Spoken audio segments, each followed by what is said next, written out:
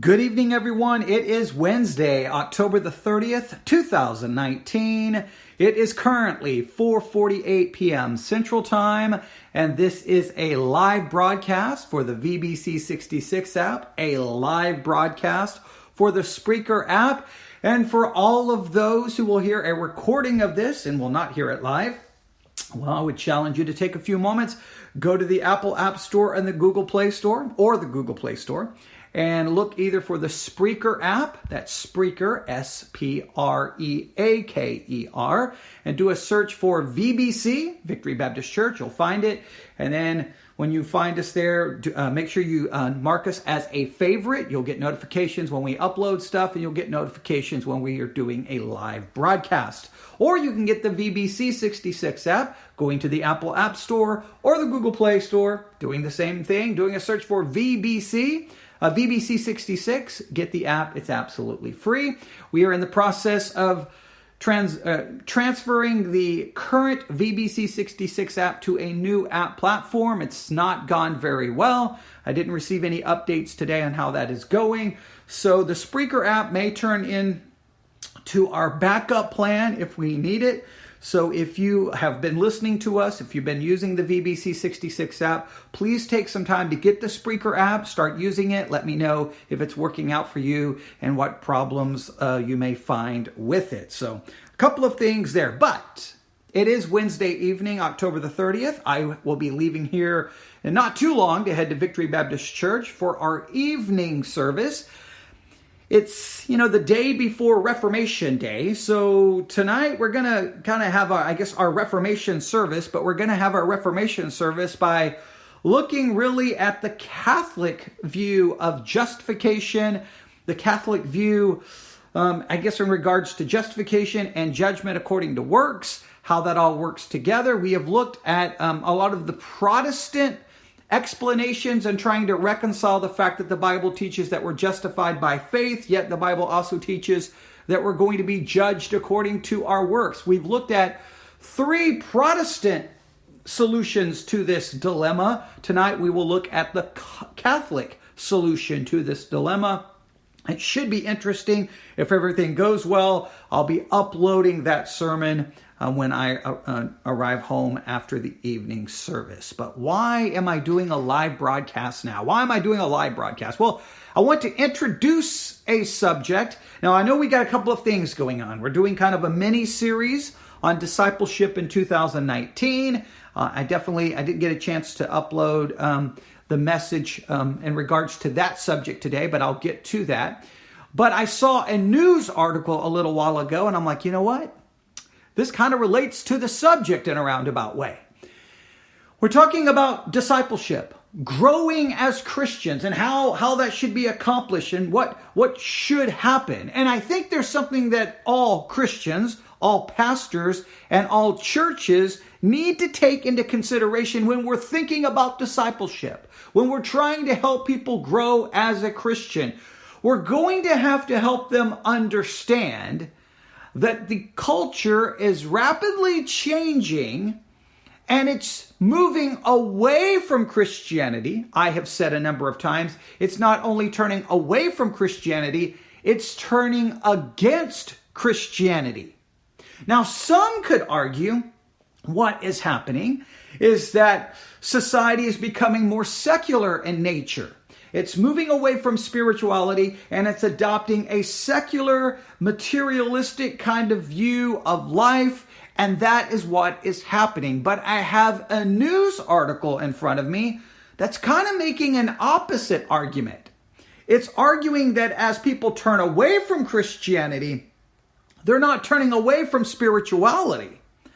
And if this is true, then we're going to have an interesting change. We obviously are in a post-Christian America, but we're going to maybe we're going to enter into a post-Christian America that's not secular in nature, but is spiritual in nature, and it's going to be it's not going to be the competing ideologies of theism, Christianity versus, say, atheism, materialism. It's going to be competing ideologies of Christianity, monotheism, one God, the Trinitarian view of God, a Christian spirituality versus some other kind of spirituality. But I know there's a lot I'm going into. I don't have a lot of time this evening, but I want to introduce this idea, and by going to this news article, and I have it right here.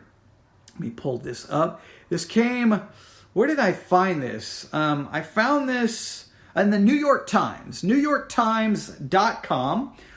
There's currently 1,246 comments under this article. So there's a lot of opinions going on. I haven't read the comments because when I first found it, it had just been posted and there were no comments, but that has drastically changed. But this is in the opinion section of the New York Times. Again, I found this at NewYorkTimes.com. That's NYTimes.com if you would like to look it up. And, here's the headline. The overstated collapse of American Christianity. Now, let's stop right there. The overstated collapse of American Christianity. It has been argued by many that Christianity in America is collapsing, that it's falling apart, and it's basically going to be wiped off the face of the earth. It's going to be gone. Christianity is something of the past. It's going to basically cease to exist in any meaningful way. I think maybe, this is very important, that yes, maybe the collapse of American Christianity has been overstated. I will argue Christianity may be around in name, but is Christianity that we're seeing today, is it the biblical historical type, or are we seeing a transforming of Christianity into something that's pseudo-Christianity? It's a fraudulent form of Christianity. Now that could lead to an entire podcast itself. But so the headline is the overstated collapse of American Christianity. Underneath that it says 3 reasons the narrative of rapid secularization is incomplete. Now they want to offer 3 reasons that this narrative, that society is becoming more secular, therefore Christianity is collapsing, that this concept, this narrative of the rapid secularization is actually an incomplete narrative. Now, as soon as I saw that, I'm like, oh, wow, I've got to do a live broadcast. We've got to talk about this. So I'm only going to introduce this, and then we'll try to come back to this when I have more time. But here is how the article begins. 50 years ago, many observers of American religion assumed that secularization would gradually wash traditional Christianity away. So 50 years ago, people were already starting to think that hey, secularization is spreading, Christianity is going to be washed away, it's going to be gone. All right? 20 years ago, Christianity looked surprisingly resilient, and so the smart thinking changed. So 20 years ago, everybody was like, well, wait a minute. Christianity is looking like it's resilient. It looks like it's going to last. So people started changing the way they thought about it.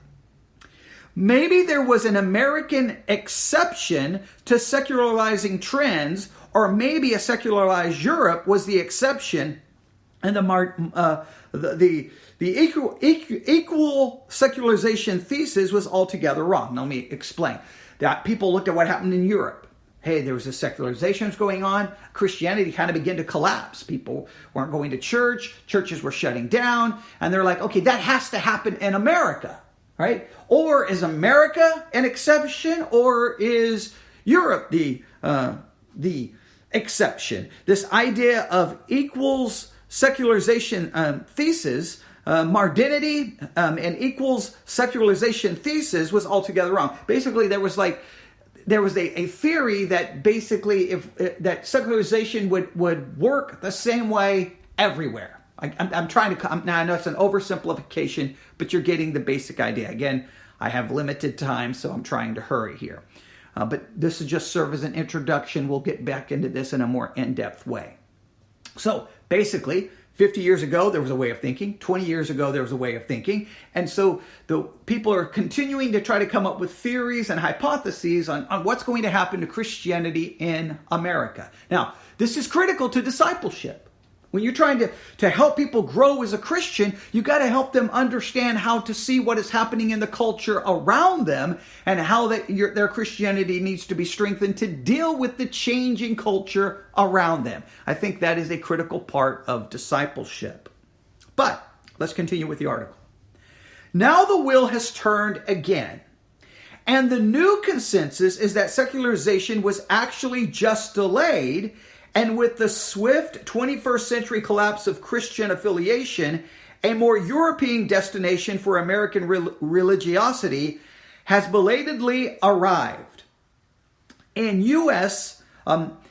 United States, decline of Christianity constitutes a rapid pace, or continues at a rapid pace, ran the headlines on a new Pew Research Center survey of American religion this month. All right, so we have a new way of thinking that's basically happened. And what they're arguing is that the secularization has actually been delayed, okay, with the 21st century collapse of Christian affiliation. A more European destination for American religiosity has belatedly arrived in the United States.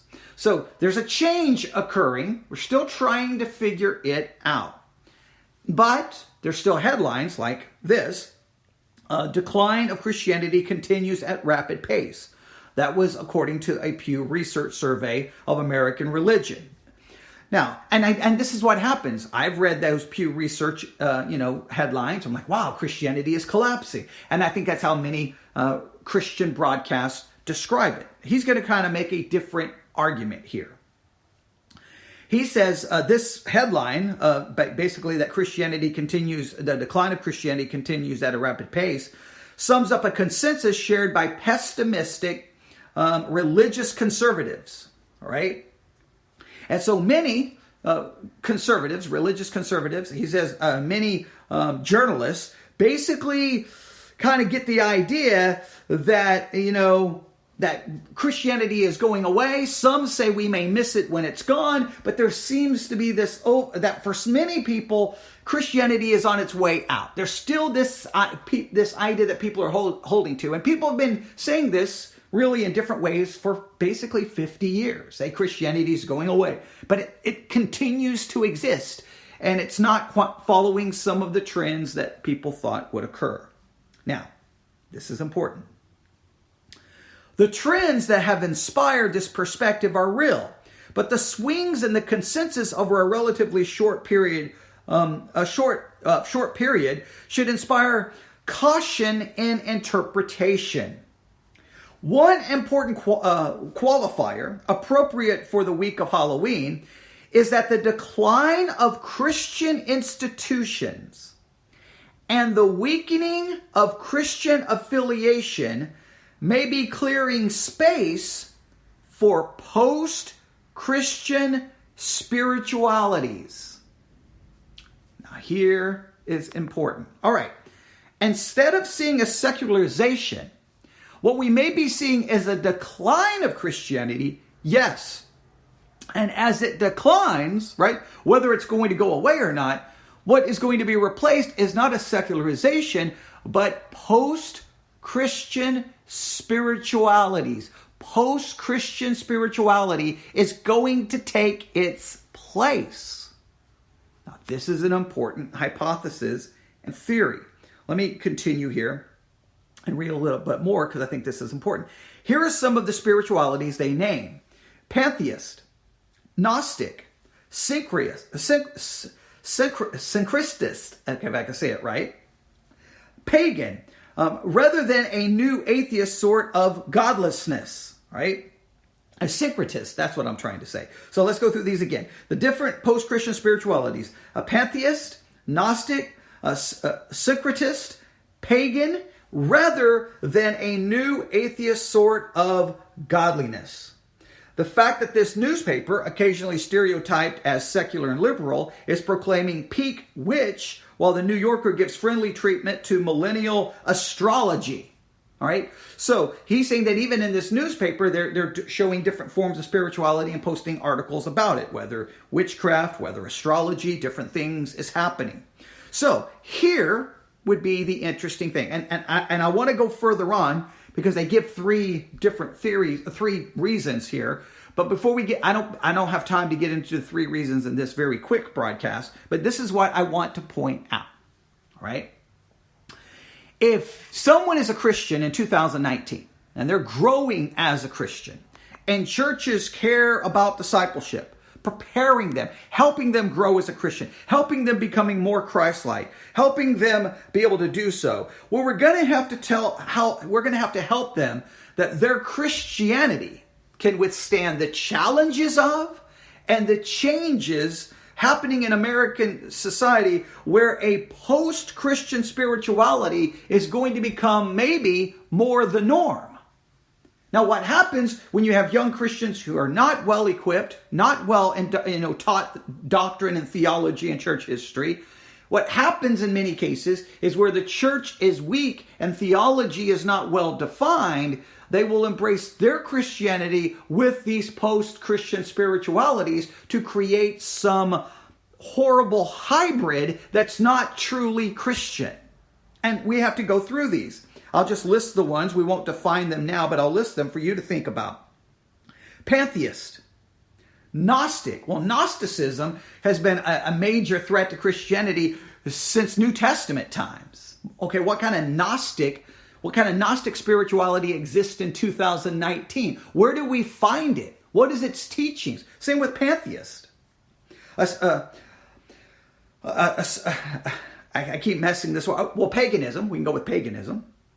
All right. A syncretist. Okay, what does a syncretist teach? What does a syncretist believe? Where is syncretism taught and found in 2019?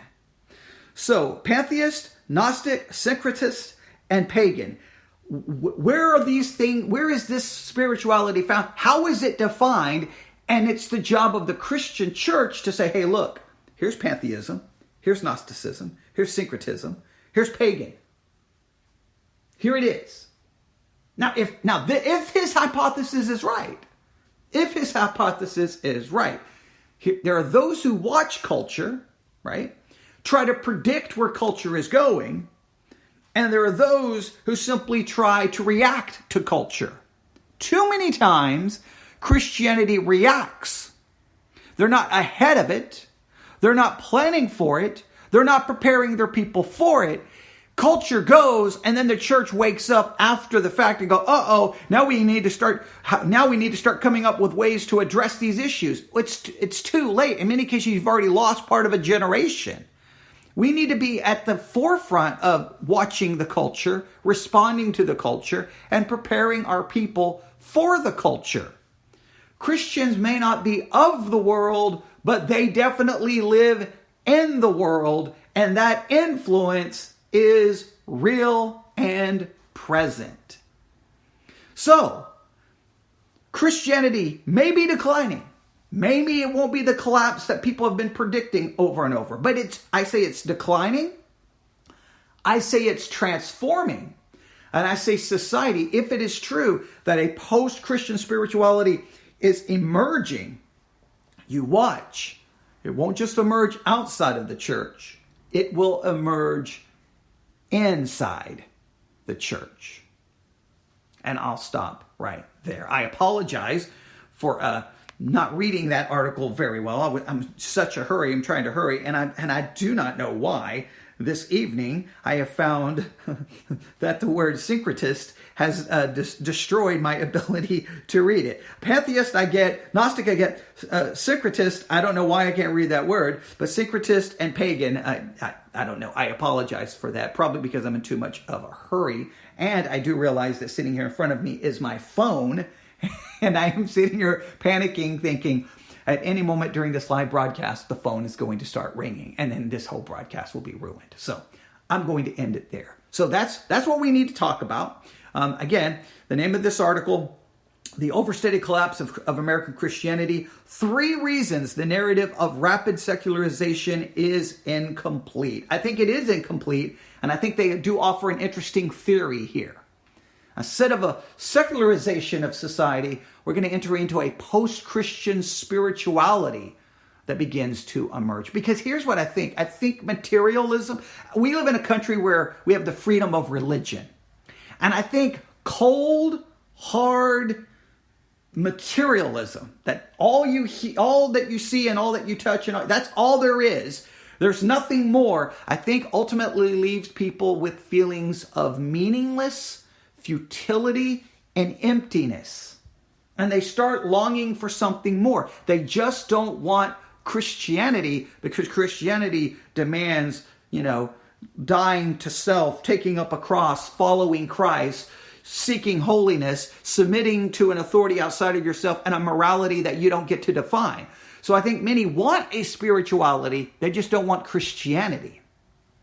So I could definitely see a post-Christian spirituality emerging. Sometimes I think Christians are in their little bubble and they may not be perceiving what is happening in culture. We'll have to see. All right, I'll stop there. I apologize for the not being a better live broadcast, but I at least wanted to give everyone these ideas to start thinking about it. And we'll see if we can do some more live broadcasts where we talk about this very important subject, and it relates to discipleship. Christians, they got to be prepared in how to deal with the culture, and how and we need to do a better job as churches helping them grow as Christians so that they can withstand it. Something important to deal with. I think 2020 is going to be an important year. I think we're going to continue to see some major societal changes. And I think if you continue to look at what's happening within Christianity, we definitely need something needs to happen within Christianity, because I think it's rapidly changing away from anything that resembles biblical historical Christianity. And we're going to have I think Christians are going to have to become far more dedicated and committed to their local church. And they're going to have to find those good churches and be far more willing to submit to support them and be there to help those churches last. I think that's a whole different message. So we'll talk about that later. All right, everyone have a great Wednesday. Remember, tomorrow is Reformation Day. A very important time to study some church history and, some very important theological implications of what happened on that day. And some important, that day also shows a massive change in society. We could talk about humanism and its influence on the Reformation. We could talk about a lot of different things, but there's always those major turning points where society begins to change. And maybe we're seeing a change in spirituality in our country, and it's something to pay close attention to. All right, everyone, have a great night. You can email me at newsif@yahoo.com. newsif@yahoo.com. Let me know what you think. Do you agree with this hypothesis that the New York Times is offering up? You may completely reject it. You may believe secularization is the future, not a post-Christian spirituality. Lots of people have different views. Give me yours. All right, everyone, have a great day, great evening. God bless.